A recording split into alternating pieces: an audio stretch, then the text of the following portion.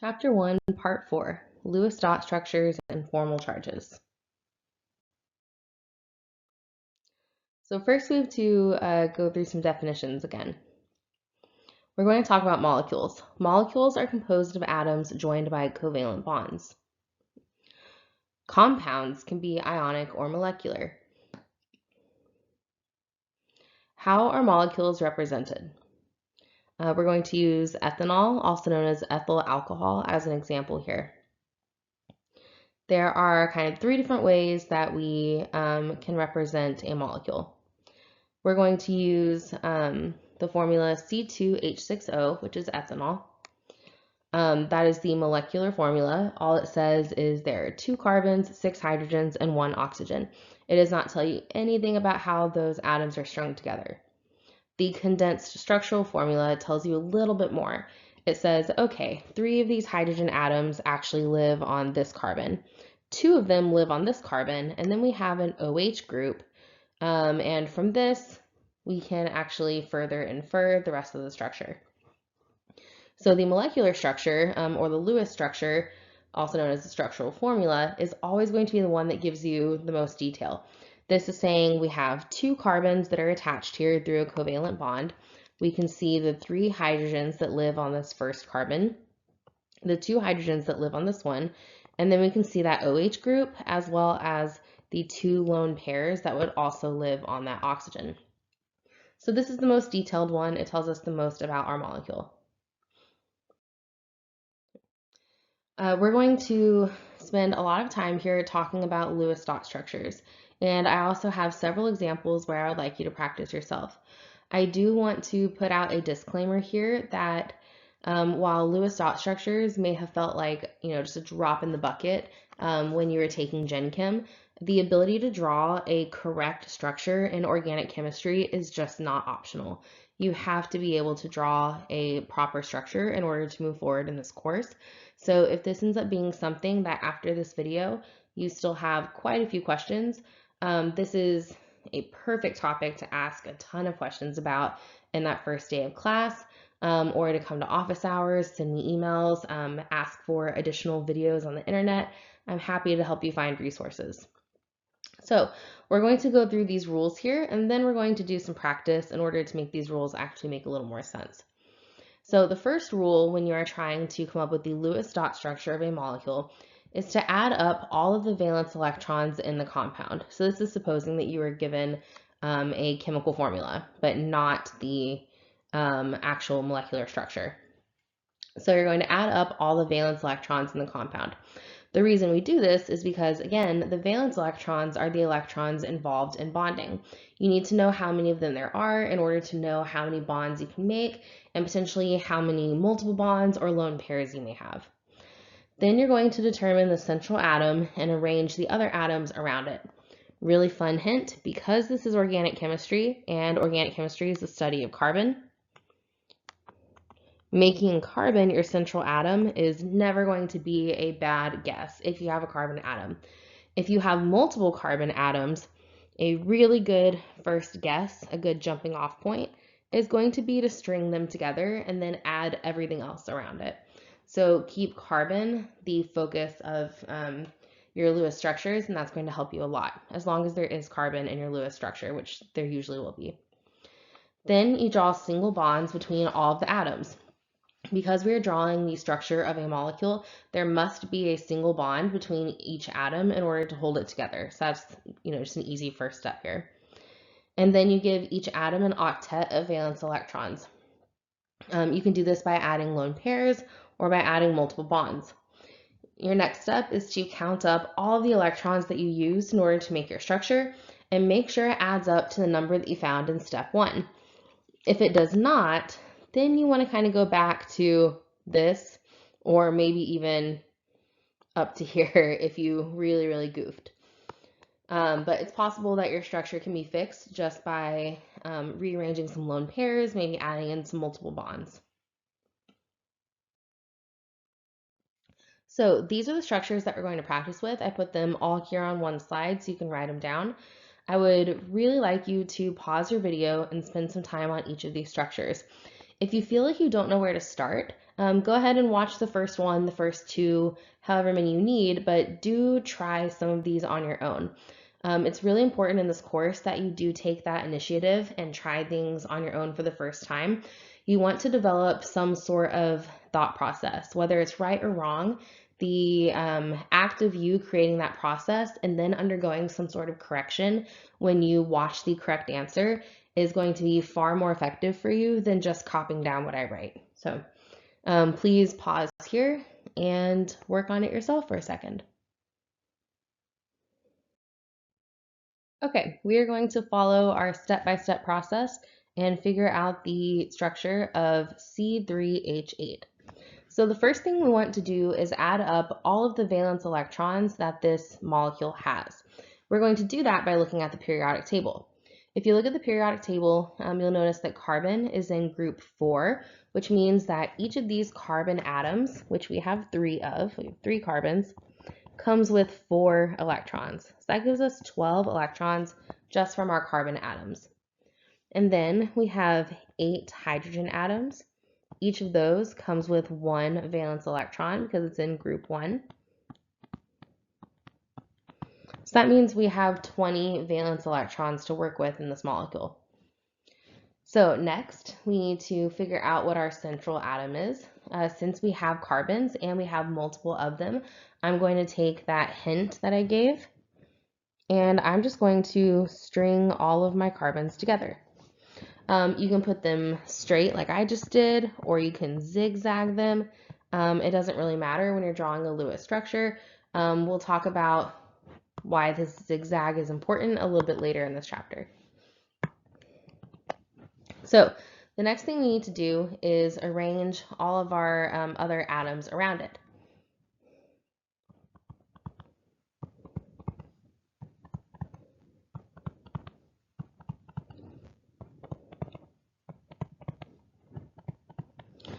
And then I'm going to use single bonds to connect everything. So now I'm going to check that every single atom has a complete octet. Hydrogen will never have a complete octet. That's okay. It's too small to have that. But remember, each of these covalent bonds is made up of 2 electrons. So every carbon needs to have 4 bonds around it. So these are the 8 electrons that we're going to count for this carbon atom. For our second carbon atom, we're going to count these 8 electrons. And yes, we are sharing these. That's the point of a covalent bond. For our last carbon atom, we have these.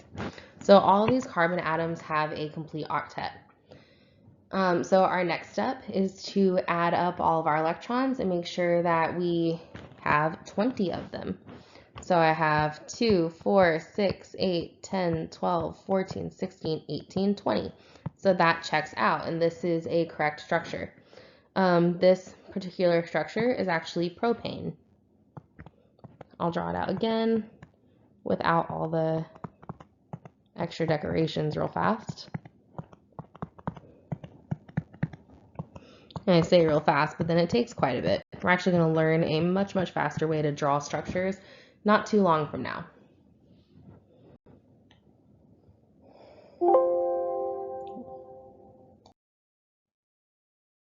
Okay, this next molecule is a little bit trickier. We're going to start by adding up all of our valence electrons again. This time we have 1 carbon atom, and each carbon atom comes with 4 valence electrons. We have 2 hydrogens. Each one of those comes with 1 valence electron. And then we have 1 oxygen atom. And oxygen can be found in the 6th group of the periodic table. It comes with 6 valence electrons. So we have 12 valence electrons to work with this time. So next we need to identify our central atom. Since we have carbon, let's make carbon our central atom because this is organic chemistry. And then we're going to take our remaining 3 atoms and arrange them around the carbon. I'm going to move my oxygen up. I didn't really give any space there. Oh, kind of did the same thing. Okay. Now I'm going to connect everything with a single bond. Okay. So from here, I need to make sure that all of my atoms have a complete octet except for my hydrogens. So if I look at my oxygen and I look at my carbon, I can see that both of them are missing some electrons. So carbon currently only has 6 electrons around it, and oxygen currently only has 2. Now, I'm going to go through a process here that's not going to get us to the correct answer, and that's okay, but I want to talk about this because this is a mistake that I see pretty often. So one possible way to fix this would be to add a lone pair to carbon and then add 3 lone pairs to oxygen. Now you may be wondering, why is this not correct? And the answer is we need to count and see if this adds up to 12. So I have 2, 4, 6, 8, 10, 12, 14. When you have too many valence electrons in your structure, one possible way to fix it would be to eliminate 2 of your lone pairs and create a double bond between those 2 atoms. So in this example, that would mean that we would have a double bond between carbon and oxygen. So this solves our issue for carbon. Carbon now has 8 electrons around it, so its octet rule is satisfied. Oxygen still needs 4 electrons. So we put 2 lone pairs on it. Let's add up our electrons real fast. We have 2, 4, 6, 8, 10, 12. So this is the correct structure of this molecule. We have the right number of valence electrons, and we have a complete octet for every atom that needs it. And this molecule is actually formaldehyde.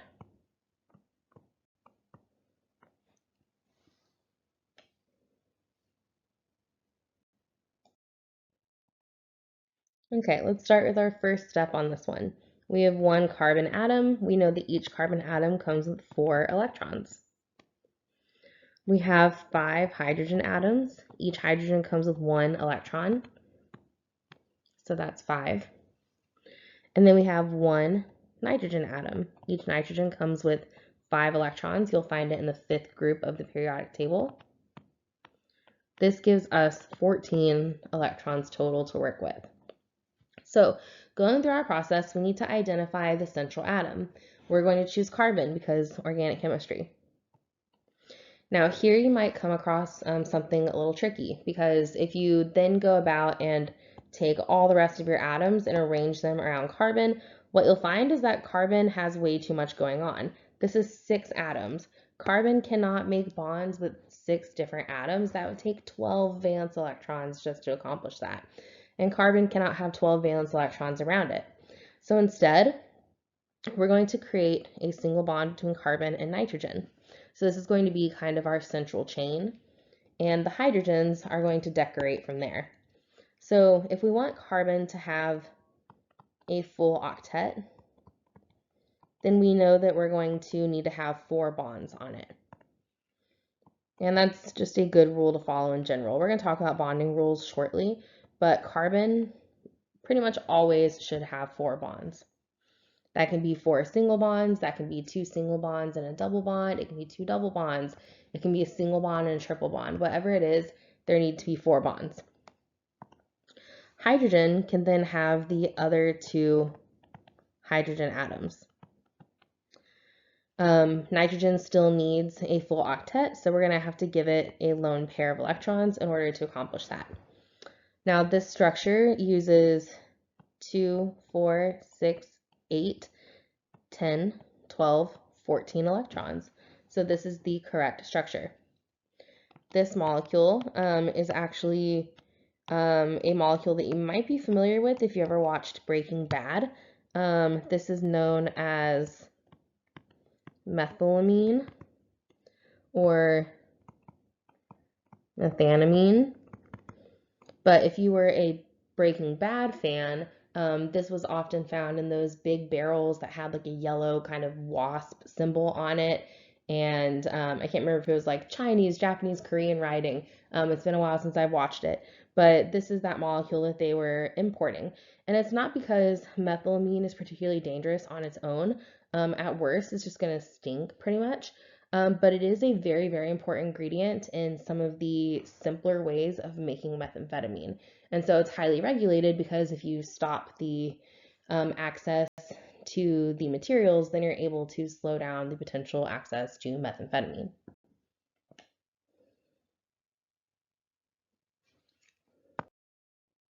Okay, last example.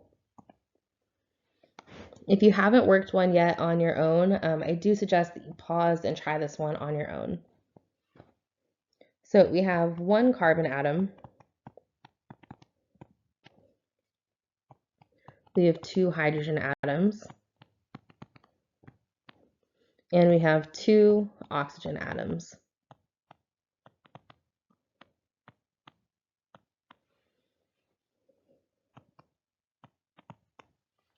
Which gives us 18 total electrons to work with. Let's go ahead and make carbon our central atom. And if you're following the process that I gave you, one of your first thoughts might be this. So if you went through this first, you probably found that this did not work out. I'm going to show you why. In order to satisfy every atom here, give everything a complete octet, you would have to put 3 lone pairs on each of these oxygens. And that's going to use 2, 4, 6, 8, 10, 12, 14, 16, 18, 20 electrons. So this is using too many electrons. And we talked earlier about how one of the ways that you can fix that is to create a multiple bond between two of the atoms. So in this case, that solution is going to be to create a multiple bond between carbon and one of the oxygens. Now, this creates a problem because carbon can only have 4 bonds. So that means that all 4 of these atoms cannot be attached to carbon in the way that I drew it in the previous example. We're going to have one of them attached to something else. So if we have the carbon attached to oxygen, then we can attach the hydrogen there. The reason that we are not doing this is that hydrogen cannot make more than one bond because it only has that one s orbital. So it can only hold 2 electrons. This would be 4 electrons, and that would overwhelm poor teeny tiny hydrogen. So we're not going to consider that option. So in order to complete our structure here, each of these oxygens needs to get 2 lone pairs. And this uses 2, 4, 6, 8, 10, 12, 14, 16, 18 valence electrons. So this is a correct structure here. And this particular molecule is formic acid, also known as methanoic acid. But I gave the name formic acid because that form comes from the scientific name for ants.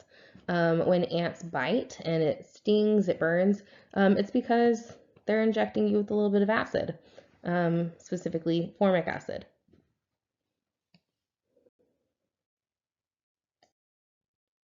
So in some of those incorrect examples that we drew in our practice problems, they were actually missing something really, really important, and that was a formal charge. In order to calculate formal charges, you must first draw the correct Lewis structure of the compound, and then you have to do a little bit of math. And to be fair, organic chemistry does not really have math in it. This is pretty much the extent, adding up valence electrons and then maybe doing some subtraction to calculate a formal charge. So I'm going to put all the rules up here. So the first step is draw the Lewis structure of the compound. And then you ask yourself, how many valence electrons should each of these atoms come with? And then you look at the structure and you figure out how many valence electrons that atom actually owns in the Lewis structure you created. If this is feeling a little overwhelming, I have some examples on the next page and we'll work through this together. In order to do this, you give half of each bond to each atom within the bond. This is equal to the number of bonds that are being made. And then you also add up the lone pairs. You subtract number 3 from number 2, and that is your formal charge. Now, there are 3 much simpler equations right here. And I do want to express that I have a preference here for this top equation. It is the simplest of the equations. So you take the number of valence electrons that an atom should have based on the periodic table. You subtract the number of bonds that are being made in that molecule by that atom. And then you also subtract any non-bonding electrons, and that equals your formal charge. You may have learned this as half of the bonding electrons, or you may have learned that you needed to add up the number of bonds and non-bonding electrons, which is actually what is being described up here, and then subtract it. The only reason that I don't like this version of the equation is that sometimes students forget that this negative sign should be distributed through the parentheses, and they end up actually adding the number of non-bonding electrons, which gives you some really, really bizarre formal charges.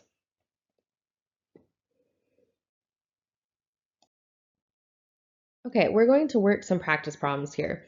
If you feel like you already have a grip on formal charge, go ahead and pause and work through these yourself.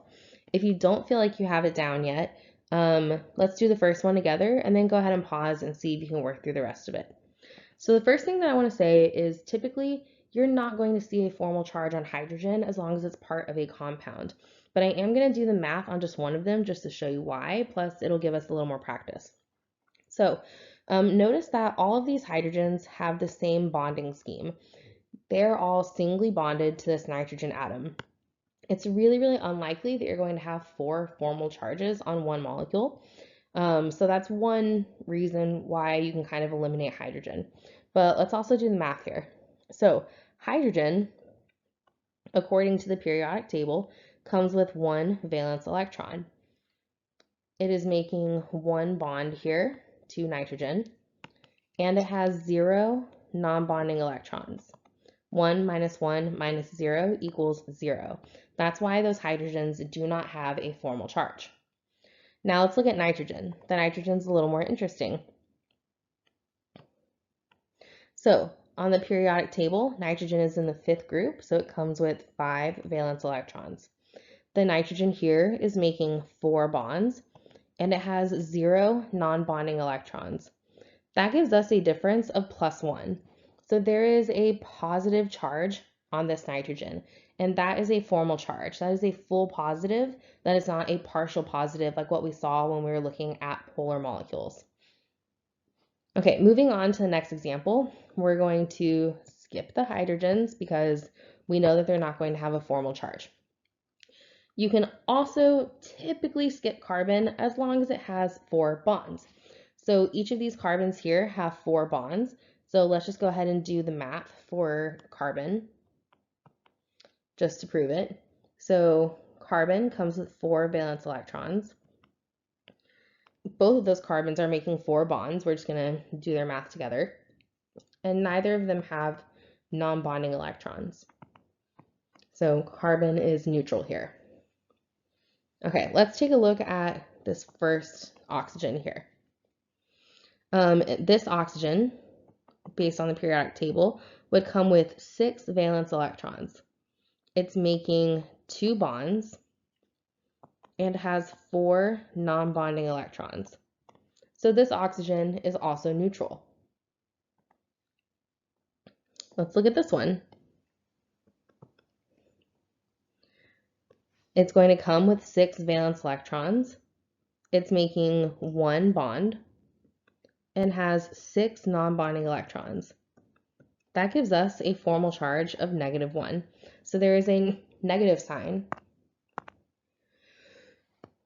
on this oxygen atom. So that is a formal charge on that oxygen. Now let's take a look at our next compound. There are 4 fluorines, again, all having the same bonding scheme. So if you do the math for one, you've done the math for all. But also, since there are 4 of them and there are unlikely to be 4 formal charges on this one molecule, we can pretty much assume that it's 0, but let's go ahead and prove it. So for fluorine, fluorine comes with 7 valence electrons because it is in the halogen column. Each one of these fluorines is making one bond and has 6 non-bonding electrons, and that gives us 0. Now boron is the one that's doing something kind of interesting here. On the periodic table, we can see that boron comes with 3 valence electrons. Here it's making 4 bonds, and it has 0 non-bonding electrons. That gives us a difference of -1. So boron in this compound is negative. And that's how you do formal charge.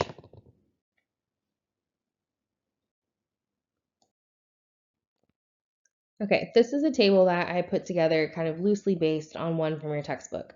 These are bonding rules. These are things that you are most likely to see regularly. So for example, carbon comes with 4 valence electrons. It likes to have 4 bonds. When it is neutral in a molecule, carbon will simply have 4 bonds. There are some special species of carbon, such as carbocations. In a carbocation, carbon has 3 bonds and a positive charge on carbon.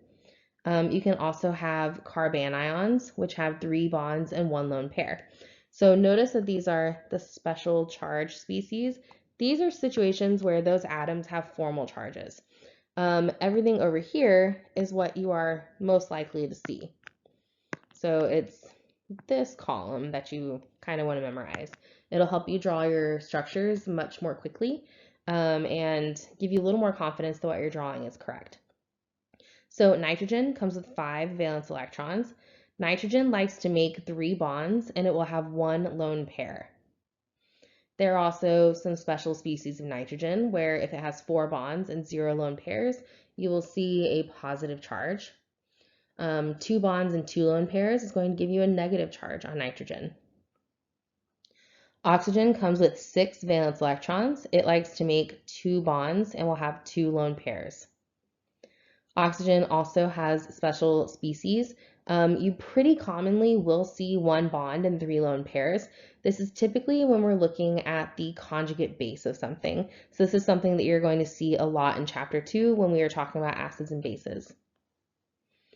Oxygen may also have 3 bonds and 1 lone pair, giving you a positive charge on oxygen. This is something that you actually saw a lot in Gen Chem 2.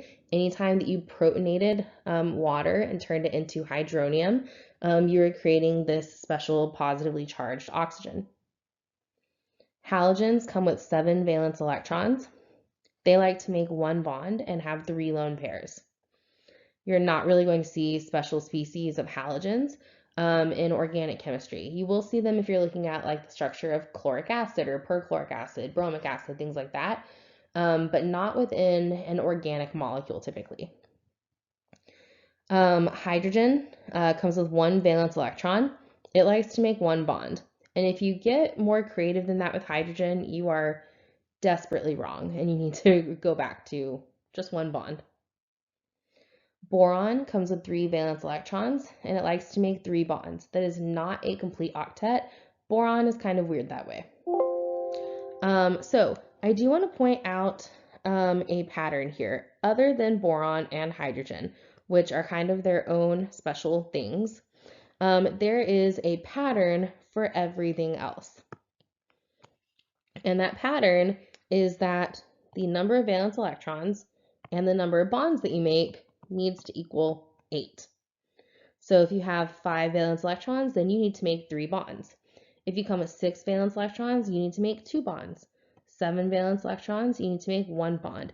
This is a way of fulfilling the octet rule by making covalent bonds. There's another cute little trend here. This number of bonds and lone pairs needs to equal 4. So if you have 3 bonds, then you're going to need 1 lone pair. 2 bonds, 2 lone pairs, 1 bond, 3 lone pairs. Why? Not because 4 is special, but because for every bond and lone pair, that's 2 electrons. That equals 8 electrons total for every single one of these scenarios. So all of these are about completing the octet rule. And so that helps make these rules a little simpler as long as you can remember the number of valence electrons that everything comes with.